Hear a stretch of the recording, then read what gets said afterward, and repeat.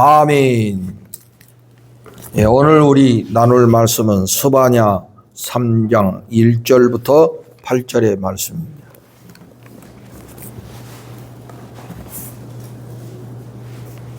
예, 1절부터 7절까지 한 절씩 읽겠습니다.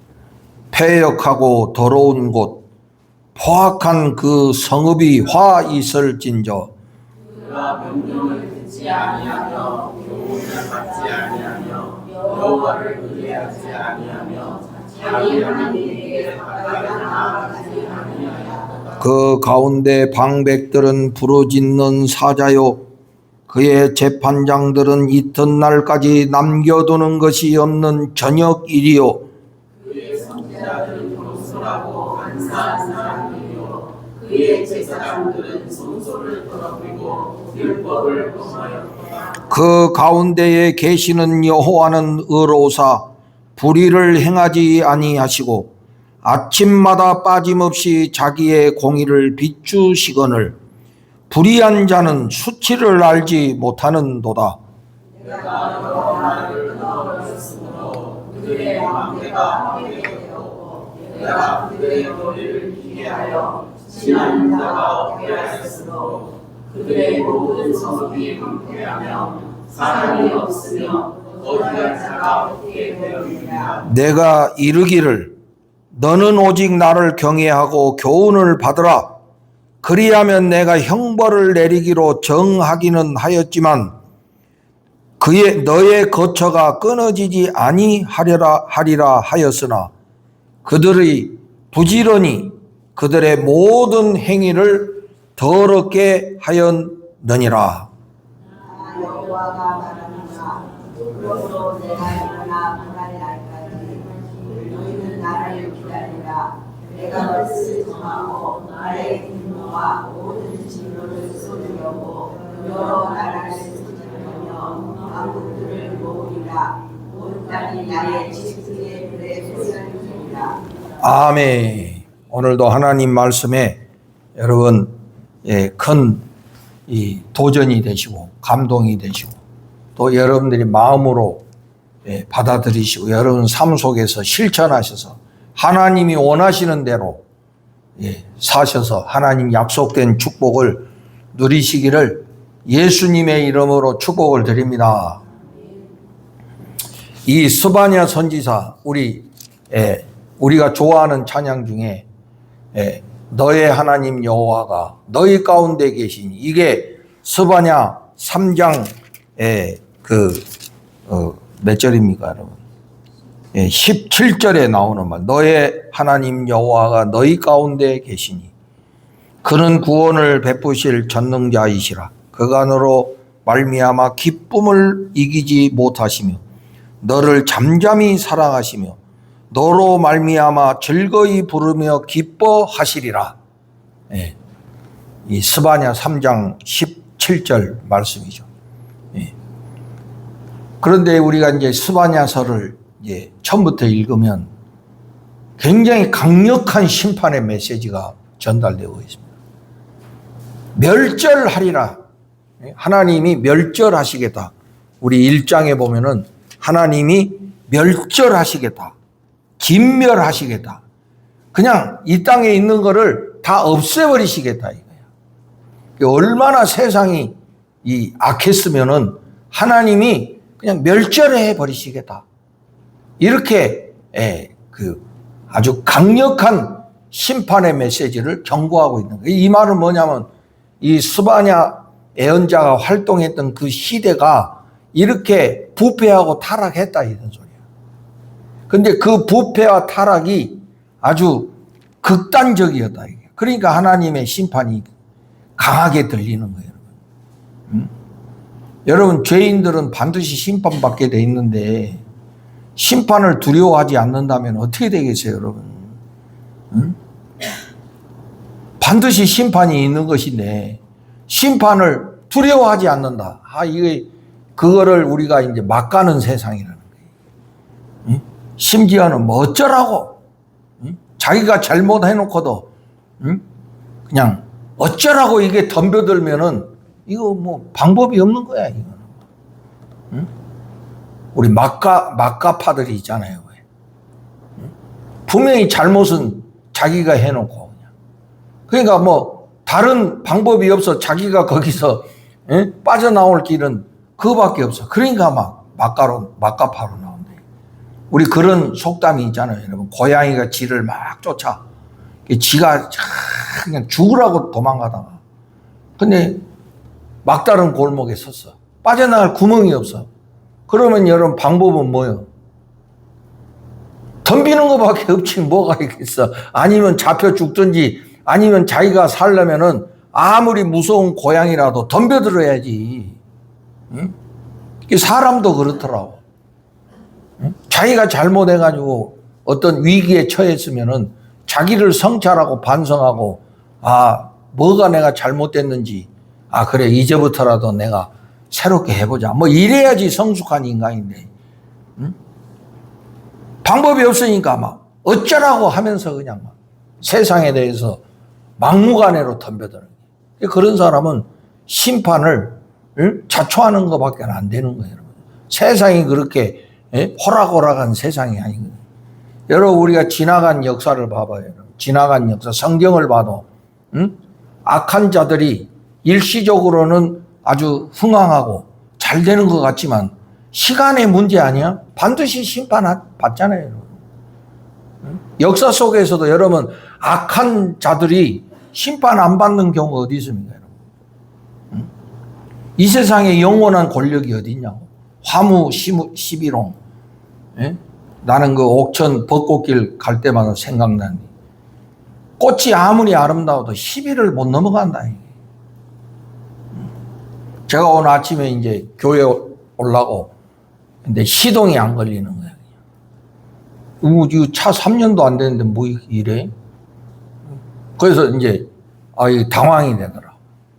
근데 이제 우리 그 경비 아저씨가 그 배터리 다 된 거예요. 그래서 이거 3년도 안 됐는데 이제 조금 더 있어야 되는데 내 생각에는 이거 뭐 산지 얼마 안 됐는데 문 배터리 요새는 우리 시동 끄면 자동으로 다 전기 꺼지잖아요. 근데 뭔 방전이야. 그래가지고 이제 그 보험 연락해가지고 이제 충전해가 또 오는데 신호등 앞에 섰더니 또 꺼져. 그러니까 뒤에서 빵빵거리고 막 내 차 뒤에 초보 운전이 붙어 있는데, 막 뒤에서 빵빵거리고 막 안 비게. 그래서 내가 이제 저도 이제 경력이 있으니까 절대 그럴 때 당황하면 안 되거든. 나와가지고 이 차가 방전돼가지고 미안하다 그러고 왜 그 삼각대 있지 않습니까? 딱 해놓고 이렇게 다시 연락해가지고 예배당까지 왔어. 또 와가지고 또 안 돼. 그래서 이거 배터리를 교체해야 되는 모양이다. 그래서 내가 찾아봤어. 배터리 수명이 얼마나 되나? 그랬더니 3년이더라고. 여러분 배터리 수명이 3년이더라고. 그리고 5만 킬로 되면은 배터리가 다 된다고. 그러니까 모르니까 그렇게 생각하지. 않으면 요 정도 되면 이제 배터리 교체해야 되는구나. 그렇게 알아야 되거든. 근데 만약에 내가 거기서 막 어쩌라고 이러고 덤벼들면 어떻게 하겠습니까? 그 바보스러운 거 아니잖아. 응? 어리석은 거잖아요. 우리 언제든지 위기는 닥쳐올 수 있어. 우리가. 응? 그럴 때 우리가 성찰하고 자기를 돌아봐야 되는 시간으로 삼아야 되거든. 그런데 막 어쩌라고 이러고 나오면은 여러분 그거는 참 바보 같은 짓이야. 왜? 심판을 자초하는 길이니까. 그럼 피할 수가 없는 거예요, 여러분. 그거는. 응? 그 결국에는 교체해야 되는 거예요. 오늘 스바냐 예언자의 그 말씀에도 보면 앞부분에서는 막 강력한 심판, 멸절해 버리시겠다.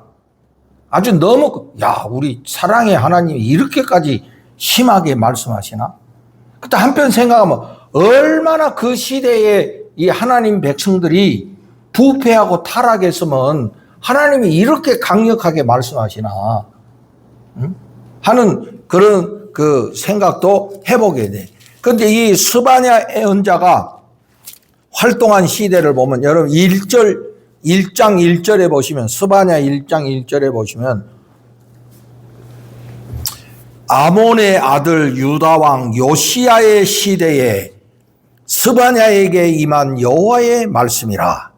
요시야 왕 때 스바냐가 활동했다는 그런 뜻이. 요시야 왕 여러분 잘 알잖아요. 요시야 왕. 요시야 왕이 종교개혁을 일으킨 그런 훌륭한 왕 아닙니까? 그런데 그 훌륭한 왕 시대인데 왜 얼마나 부패하고 타락했길래 하나님이 이렇게 강력한 심판을 경고하시지? 응? 이렇게 생각하는데. 그런데 여러분 요시야 왕이요 8살에 왕이 됐어요. 하여튼 그 정치적인 상황 때문에 8살에 왕이 됐다고. 그러니까 8살이 이 먼 나라를 통치하겠어. 응? 그러니까 뒤에 배후 세력이 다 했겠지 그냥. 응? 외갓집에서 다 했던지 뭐. 뒤에서. 응? 항상 권력자 배우들이 그런 부작용을 일으키고 하는 걸 볼 수가 있잖아요. 그런데 이제 요시야가 이제 20살이 넘어서 성인이 돼서 이때 요시야가 종교개혁을 일으키는 거야. 자기가 보니까 이건 아니거든. 응? 이렇게 해서 이제 요시야가 종교개혁을 일으킨 거지. 요시야가 어릴 때는 이거는 요시야 왕이 통치도 못했을 뿐만 아니라 외척 세력에 의해서 그래가지고 그냥 아주 엉망진창인 시대였다는 거예요. 그래서 오늘 읽은 3장 1절에 보면 다시 여러분 3장 1절로 돌아오셔가지고 그 말씀을 보시면 패역하고 더러운 것, 포악한 그 성읍이 어디입니까? 그 예루살렘을 말하는 거거든. 우리가 예루살렘 그런 거룩한 도시, 거룩한 성 이렇게 이야기하는데 오늘 말씀에 보면 패역하고 더러운 곳이다. 포악한 성읍이다. 그러니까 거룩한 예루살렘 성이 이렇게 타락했다 이런 말이에요. 아주 예루살렘이 더러운 곳이 됐다 이거야. 거룩해야 될 예루살렘이. 응? 거룩해야 될 그 하나님의 도성이 아주 패역하고 더럽고 포악한 그런 성읍이 됐다. 그 얼마나 그 시대가 타락했냐 하는 것을 우리가 알 수 있죠. 그가 명령을 듣지 아니하며 교훈을 받지 아니하고 여호와를 의뢰하지 아니하며 자기 하나님에게 가까이 나아가지 아니하는 완전 불순종의 시대다. 하나님의 백성들이 하나님의 말씀도 듣지 않고 또 하나님께 가까이도 나가지도 않고 응? 그러면서 다 그냥 자기들의 이익만 추구하고 있대. 그러니까 거룩한 예루살렘이 더러운 것이 됐다. 그러면서 여기 3절에 보면 그 가운데 방백들은, 이 방백들은 정치 지도자들을 말하는 거예요.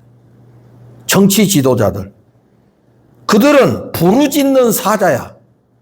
여러분 권력자들이 부르짖는 사자가 되면은 얼마나 무섭습니까? 그 권력 가지고 다 잡아먹겠다고 말이지. 국민들을 향해서 총을 겨누고 말이야. 국민들의 생명을 빼앗고 학살하고. 응? 권력의 힘을 가지고 말이야. 국민들을 위협하고 협박하고 전쟁으로 두려움을 주고. 이게 지금 그 방백들이 부르짖는 사자 같아. 얼마나 무섭냐 이거예요. 제가 대학 다닐 때는 그게 이제 그 유신 정권 말기여가지고, 그리고 박정희 대통령 시해 당하시고, 그때 계엄이 선포되고, 우리 학교에서 공부하다 다 쫓겨나고, 그런 시대. 그래서 어디 가면 대학생들 다 검문해서 주민등록증 내놓으라고. 그래가지고 그 운동권인가 아닌가 그거 확인하고 말이에요. 제가 그때 이제 우리 아버님 대전에 목회하실 때 고속버스 타고 꼭 대전 그 톨게이트 빠져나오면은 꼭 거기에 이제 헌병이 올라와. 옛날 우리 그렇지 않습니까? 잠시 검문하게 있어요. 그래서 주로 대학생들 잡아가는 거예요. 그런 시대에 우리 살았잖아. 그래가지고 이 헌병 경찰 보면 좀 두려움이 있어. 내가 뭐 또 잡아가나? 응? 그리고 그때는 이 종교 경찰이 있었어요. 교회마다 이 형사들이 와가지고 목사들이 설교 어떻게 해야 하나, 혹시 또 그 권력에 반대되는 소리 안 하나 하고 와가지고 체크하고, 그랬습니다. 그래서 우리 시대 사람들은 이게 계엄, 무슨 그런 거 이야기하면 좀 이렇게 그 두려움이 있어요. 그 요새 애들은 그런 거 모르니까 뭐 이렇게 생각하는데, 얼마나 그게 여러분 끌려가면은 그게 상상할 수 없는 그런 일이다. 이게 권력자들이 부르짖는 사자와 같아. 그만큼 권력자들이 포악하고 말이요, 그런 시대였다. 또 3절 또 보세요. 그의 재판장들은 이튿날까지 남겨두는 것이 없는 저녁이요. 이 재판장들이 여러분 자기들의 먹을 것만 챙기는, 아주 그냥 여기 보면은 표현도 참 재밌어. 먹을 것을 이튿날까지 남겨두지 않는데 그냥 싹 그냥 끝내버린다 이거야. 자기들의 이익을 위해서. 정말 올바르게 국민들을 올바르게 판단해야 돼. 특히 이 법은 억울한 사람이 있게 하면 안 되는 거거든요. 그런데 재판장들이 자기들의 이익을 위해서 그냥 싹 처리해버리고 그런 시대였다. 또 4절에 그의 선지자들은, 그의 종교 지도자들이지. 종교 지도자들은 어땠어? 경솔하고 간사한 사람들이요. 그의 제사장들은 성소를 더럽히고 율법을 범하였도다. 이 종교 지도자들은 참 백성들한테 정신적인 기둥이 돼줘야 되잖아요. 여러분도 힘들고 어려울 때도 우리 목사님 생각하고 또 그 설교 말씀을 통해 힘을 얻고 우리가 잘 살아야 되겠구나, 뭐 이런 기둥의 역할을 해야 될 거 아닙니까? 여러분 그래야 되잖아요. 그런데 그렇게 해야 될 종교 지도자들이 경솔하고 간사한 사람들이요. 아주 얄팍하고 중심이 없고, 그렇다 이거야. 그리고 성소를 더럽혀 하나님의 거룩한 성전을 더럽히고 그 성전을 이용해서 이익을 추구하는 그런 것들이죠. 율법을 범하고 말이지. 그러니까 이 당시 예루살렘은 총체적인 그런 타락이야. 정치 지도자들도 포악스럽지. 올바르게 판단해야 될 재판장들도 썩었지. 심지어 종교 지도자들까지 부패하고 타락했다. 그러니까 이 예루살렘은 더 이상 거룩한 곳이 아니고 오늘 여기 말씀대로 패역하고 더러운 곳이다. 포악한 성읍이다. 권력자들이 백성들을 죽이고 학살하고 그런 곳이 돼버렸다는 거예요. 여러분 상상해 볼 때 그 시대가 얼마나 부패하고 타락했느냐가 이제 우리가 생각이 되잖아요. 그러니까 이 하나님께서 이 예루살렘 성을 그냥 두시면은 안 된다. 이걸 바로 고쳐야 되니까 바로 고칠 수 있는 길은 심판하는 길밖에 없다. 그래서 하나님의 심판의 메시지가 아주 강하게 외쳐지는 거예요. 근데 여기 참 은혜가 되는 말씀은 5절에 보면 그 가운데 계시는 여호와는, 그러니까 이 부패하고 타락한 이런 상황 속에서도 하나님이 계신다 이거야. 그러면서 하나님은 의로우사 불의를 행하지 아니하시고 아침마다 빠짐없이 자기의 공의를 비추시거늘 불의한 자는 수치를 알지 못하는 도다. 하나님은 아침마다 빠짐없이 자기의 공의를 비추시는데, 여러분, 하나님은 얼마나 공의로우시냐면 착한 사람 나쁜 사람 구별하지 아니하시고 똑같이 해를 비춰주시고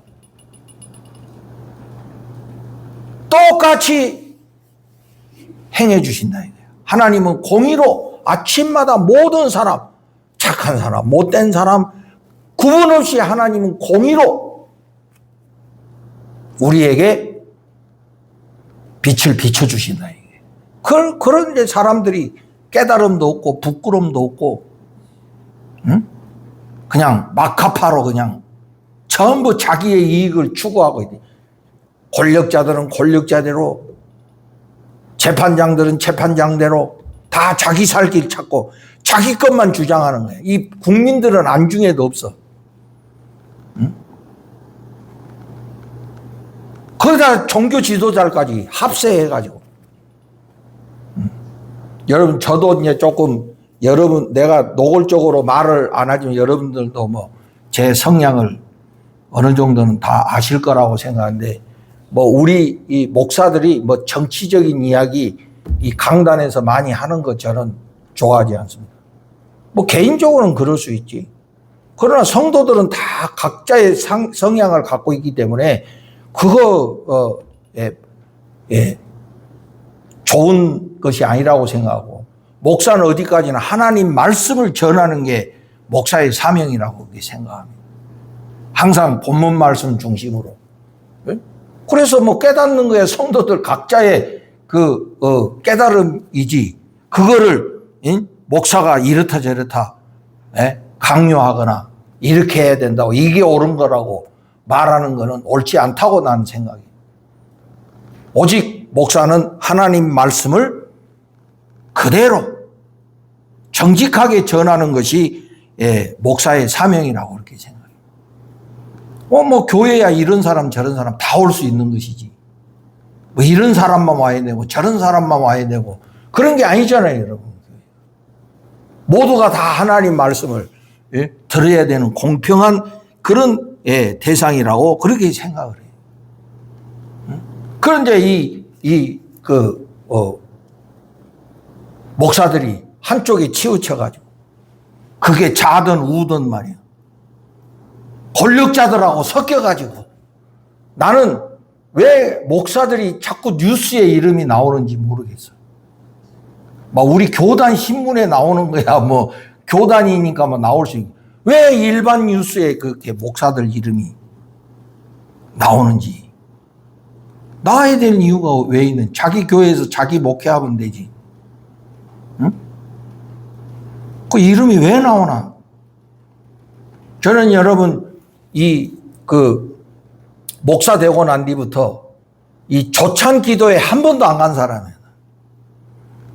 권력자들이 모여가지고 왜 아침 먹으면서 기도해? 나 새벽에 기도하는데. 니들이나 해라. 나는 한 번도 간 적이 없어요. 얼마 전에도 뭐 구청장이 뭐 목사님들 모시고 막, 나는 안 갈 거니까 그냥 잘 하시라고. 난 뒤에서 기도나 하겠다. 그랬습니다. 뭐 목사가 권력자하고 가까이 할 필요가 뭐 있습니까? 목사는 목사의 직분을 하면 되지. 권력자 만나가지고 뭐 할 게 뭐가 있어? 그 사람이 우리 예배당 와서 목사님 기도해 줘. 그러면 기도해 줄 수 있지. 근데 이게 종교 지도자들이 뭐 그렇게 권력자하고 가깝게 지내면서 맨 뉴스에 이름이 나오고 말이야. 그것도 뭐 아름다운 뉴스에 나오면 몰라도 무엇이 옳고 그른지 우리는 다 알 수가 없잖아요.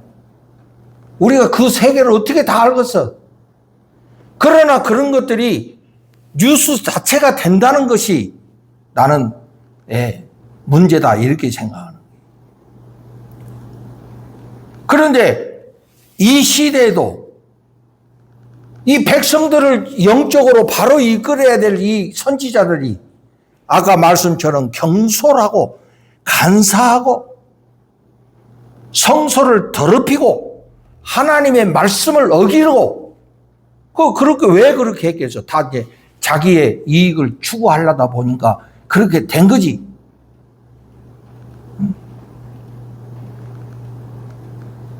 여기에 대해서 하나님이 기뻐하시지 않는 거예요. 그러니까 강력한 심판을 경고하시는 거예요. 제가 여러분 가끔 말하죠. 여러분 절대 사람에게 빠지지 말라고. 뭐 무슨 빠 하는데 뭔 빠는 빠야 그냥. 빠는 아니 그 사람한테 빠져가지고 막 그 사람도 절대적인 존재가 아니잖아요, 여러분. 응? 아 그냥 자기가 선호하는 사람이 있을 수 있지. 아 연예인도 여러분 나는 이런 뭐 장동건 스타일 좋아하는 사람이 있고 나는 뭐 누구 뭐 생각도 잘 안 누가 또 뭐 그거는 그냥 이미지상 그럴 수는 있어도 응? 거기에 빠져갖고 자기 인생 자체를 거기에 빠져갖고 이게 정말 자기 인생을 제대로 사는 게 아니잖아요, 여러분. 뭐 좋아할 수는 있지, 우리가. 보기에 이 사람이 좋다. 이런 스타일이. 그럴 수는 있지만 자기 인생을 거기다가 빠뜨릴 이유가 뭐. 그래가지고 뭐 언제는 그 사람밖에 없다고 막 이러다가 나중에 지나고 뭐 속았다고 말이지. 응? 다 사람이 거기서 거기지. 응? 우리는 하나님 중심이어야 됩니다. 사람한테 빠지면 안 돼요. 그게 여러분 우상 숭배가 되는 거예요. 여러분은 어느 상황에서든지 역사의 주관자는 누구십니까? 하나님이십니다. 이쪽 저쪽 뭐 잘하면 잘한다고 그러고 뭐 이 정도지 뭐 거기에 빠져갖고 뭐 이 사람밖에 없다 막 여기밖에 없다. 그거 다 위험한 거예요. 나중에 가서 예? 속았다 이런 소리 하면 안 되는 거예요. 그런데 하나님은 모든 사람에 대해서 공평하게 의를 행하신다. 나쁜 사람, 좋은 사람 관계없이 똑같이 햇빛을 주시고 비도 똑같이 내리시고 뭐 어느 지역만 특별히 그 미워하셔가지고 거기에 쏟아져라 뭐 이 하나님 그러신 분이 아니잖아. 응? 다 공평하게 하시는 거지. 응? 그런데도 사람들이 부끄러워할 줄 모르고 하나님의 백성들이 하나님 중심이지를 못하고 이것을 하나님이 가슴 아파하시면서 결국에는 심판을 강력하게 외치시는 거예요. 자기 백성인데 다른 사람도 아니고 자기 백성인데 다 없애버리시겠다고 이렇게 하시는 거예요. 그거는 상대적으로 생각해야 돼. 아, 하나님 그럴 수 있나? 이렇게 생각하면 안 되고 그 하나님의 백성들이 얼마나 불순종했길래 얼마나 타락했길래 하나님께서 그렇게 강하게 말씀하시나 하면서 우리를 돌아봐야 되는 거예요. 그런데 그 7절에 보면 하나님의 마음이 나와요. 저는 저도 이제 설교한 지가 이제 제가 목사 안수 받은 지 여러분 몇 년 된 줄 알아? 응? 별 관심 없지, 여러분. 그냥 오래된 것 같아. 41년 됐더라고요. 제가 28살에 안수 받았거든요. 올해 41년 됐더라고. 와, 또 언제 그렇게 세월이 갔는지. 응? 그 전도사 한 것까지 치면은 더 되잖아요, 여러분. 근데 목사 안수 받은 게 제가 41년이더라고요.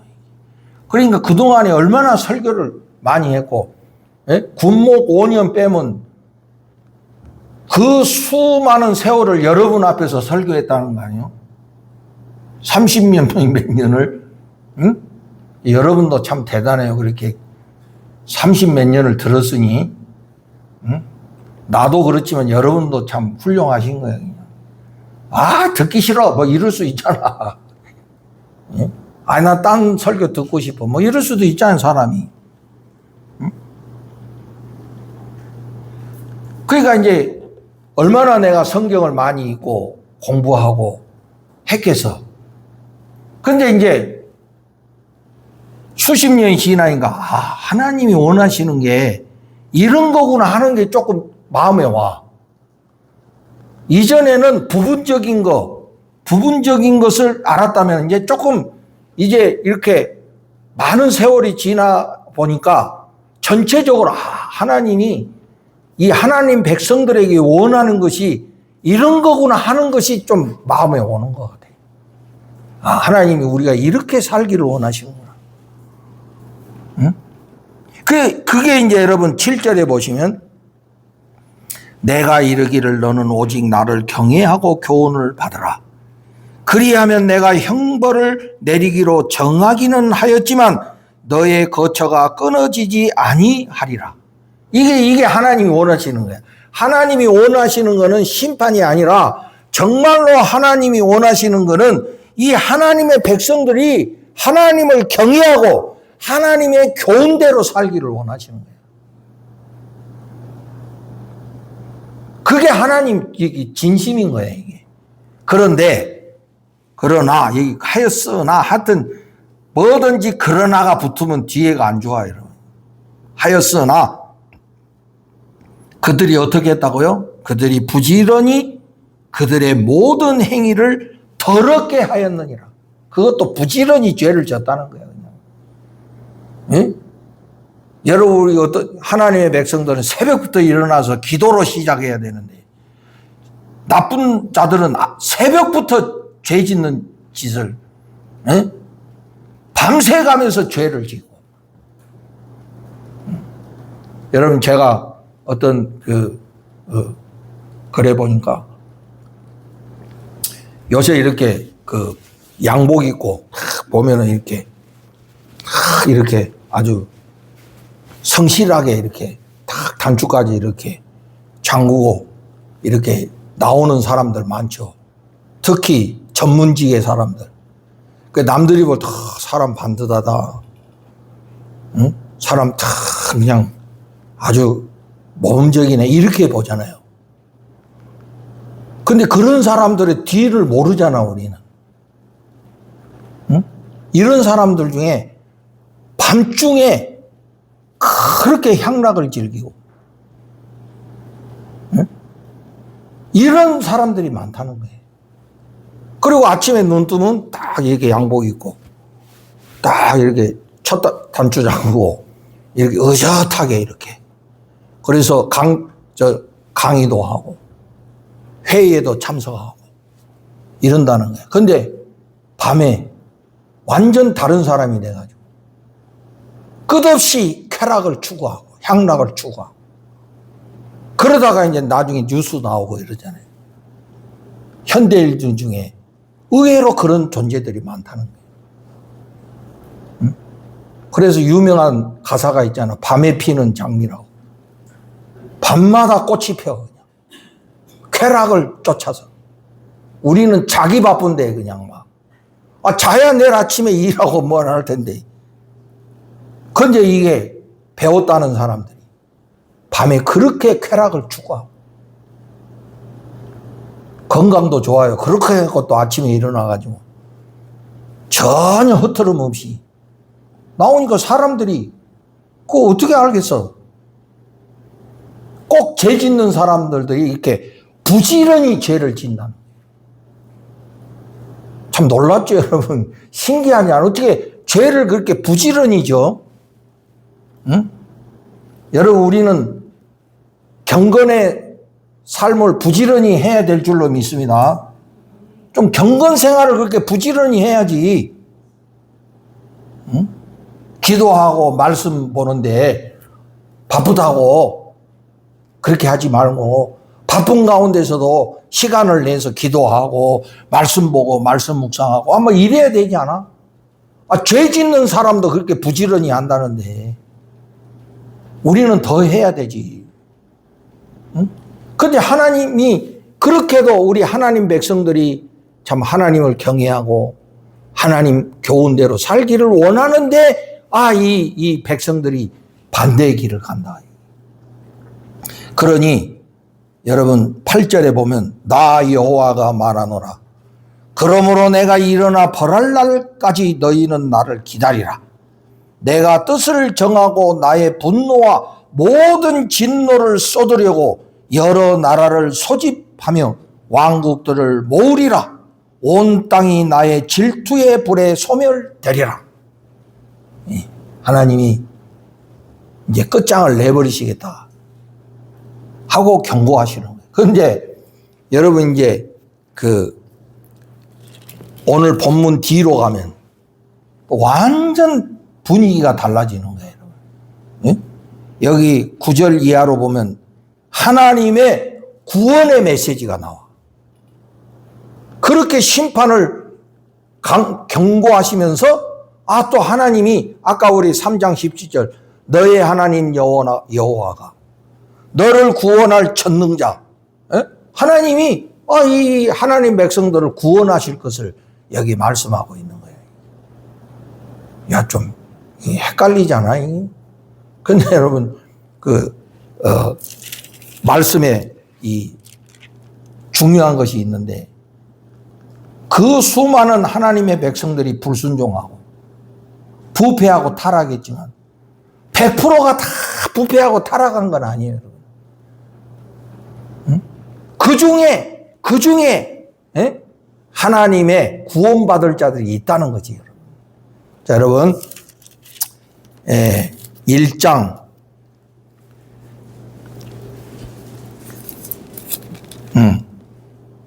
2장 3절 여러분. 2장 3절. 자, 2장 3절. 다 같이 읽어봅시다. 시작. 여호와의 규례를 지키는 세상의 모든 겸손한 자들아, 너희는 여호와를 찾으며 공의와 겸손을 구하라.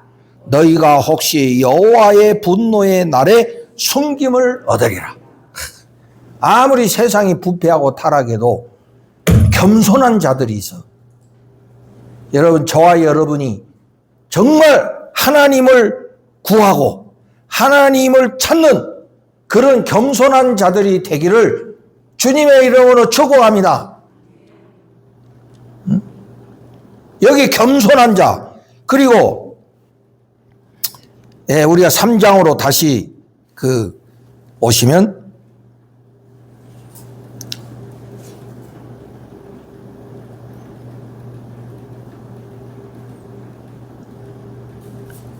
3장 남은 자가 나옵니다. 여러분, 남은 자. 12절에 보면 내가 공고하고 가난한 백성을 내 가운데에 남겨두리니 그들이 여호와의 이름을 의탁하여 보호를 받을지라. 이스라엘의 남은 자는 악을 행하지 아니하며 거짓을 말하지 아니하며 입에 거짓된 혀가 없으며 먹고 누울지라도 그들을 두렵게 할 자가 없으리라. 바로 여기 남은 자가 아까 2장 3절에 나오는 겸손한 자들이죠. 이 부패하고 타락한 세상에도 하나님을 구하는 겸손한 자들, 바로 이들이 남은 자들이야. 남은 자들. 끝까지 믿음을 지키는 자들입니다. 예수님 말씀대로 하면 알곡과 쭉정이 중에 뭐미가 크게 대답해요. 뭐예요? 알곡이네. 하나님이 이 알곡들을 남겨두신다는 거예요. 바로 이 하나님이 남겨두시는 알곡이 바로 우리 교회가 돼야 되지 않겠습니까, 여러분? 응? 세상 욕하기 전에 우리가 그런 사람이 돼야지. 하나님의 남겨둔 사람이 돼야지. 우리는 이 세상에 아무리 그래도 우리는 정말 하나님 사랑하고 이웃을 사랑하라는 하나님의 율법을 지키고 행하는 이런 남은 자들이 돼야 된다. 그래야 이게 구원의 소망이지. 바로 여러분 한 분 한 분이 그런 하나님의 남은 자들이 되시기를 축원합니다. 남 신경 쓰지 말고요. 제가 우리 노인센터 예배 드리러 가면 노인들 쫙 이렇게 계시잖아. 그럼 찬양집이 있네. 찬양지 몇 페이지 하겠습니다. 근데 꼭 어떤 사람은 자기 거보다 옆에 사람 거 찾아주니라고 그냥 막, 응? 옆에 사람 거 찾아주니라고 막, 영이 막 이렇게. 내가 옆에 사람 신경 쓰지 말고 그냥 찬양하세요. 자기 신앙에 초점을 맞춰야지. 남이 성경을 찾든 말든 그거, 응? 조금 그래도 돕고 살기는 해야 되지만은 제가 말씀드린 신앙은 하나님과 나와의 관계야. 남이 해줄 수가 없어. 하나님과 여러분이 직접 만나셔야 되잖아. 그 목사도 대신 해줄 수 없고 누구도 대신 해줄 수가 없어. 여러분 인생 속에서 하나님을 직면하고 그 하나님을 직접적으로 체험하는 그런 신앙이 돼야 되거든. 남 이야기는 아무 소용이 없어요, 여러분. 결국 하나님과의 관계는 나와 직접적인 관계야. 내가 체험하지 않고서는 안 되는 거예요, 그게. 응? 바로 우리가 그런 하나님의 남은 자가 돼야지.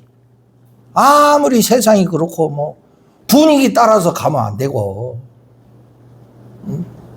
정말 하나님 앞에서 내 자신이 정말 내가 하나님 말씀대로 살고 있는지 이거 항상 성찰해보고, 부족한 거 많지. 우리가 실수하는 것도 많지. 응? 여러분, 사람이 실수가 없는 사람이 어디 있습니까? 우리가 이렇게 서로 부부가 만나서 가정을 이루고 살지만 막 퍼펙트하게 해? 최수송이처럼? 그것도 여러분 가서 면밀히 조사 안 해봐서 몰라.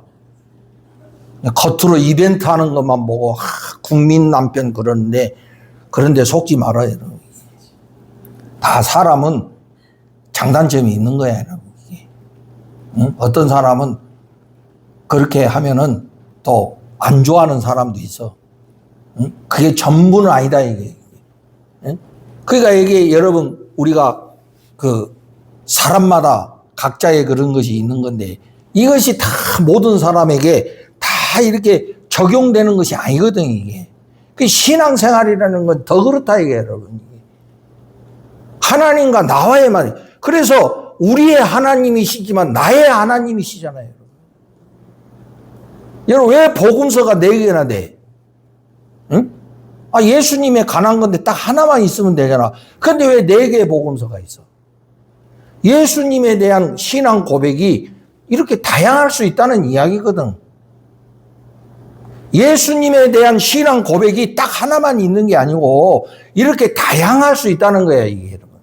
그래서 마태복음도 있고 마가복음도 있고 누가복음도 있고 요한복음도 있는 거야. 응? 중요한 거는 하나님과 나와의 개인적인 관계다, 이게.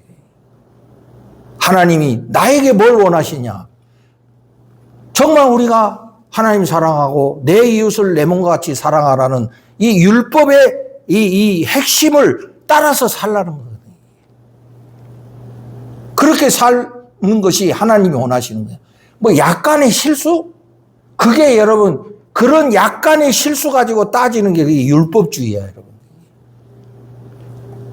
그 부분적인 그 잘못 하나 가지고 이게 율법주의라니까.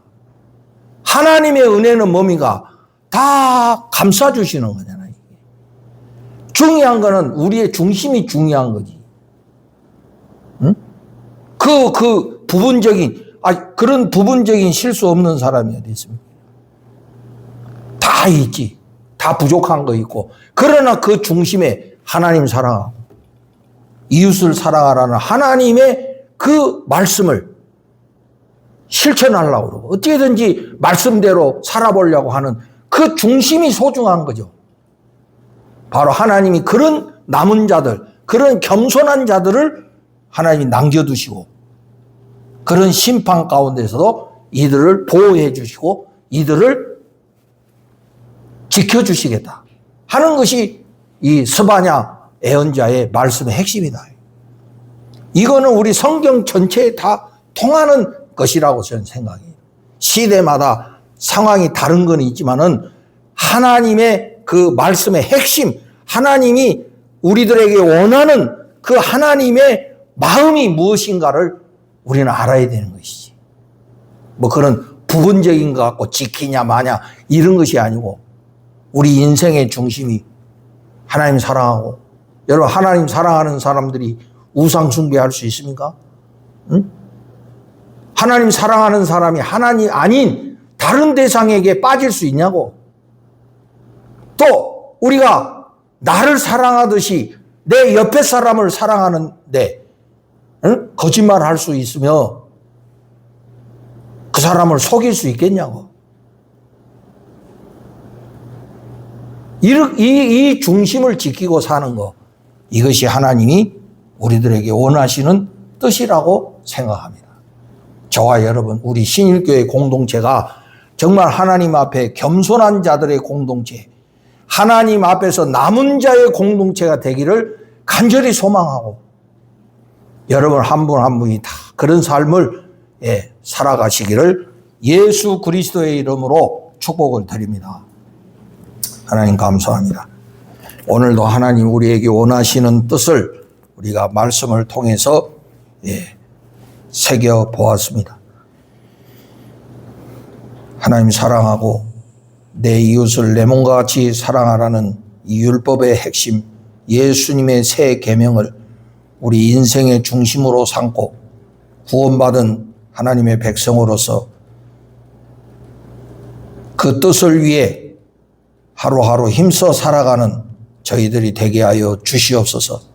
악한 세상 가운데서도 겸손한 자, 하나님을 구하는 겸손한 자들이 되게 하시고 하나님의 말씀에 순종하는 남은 자들이 되게 하여 주시옵소서.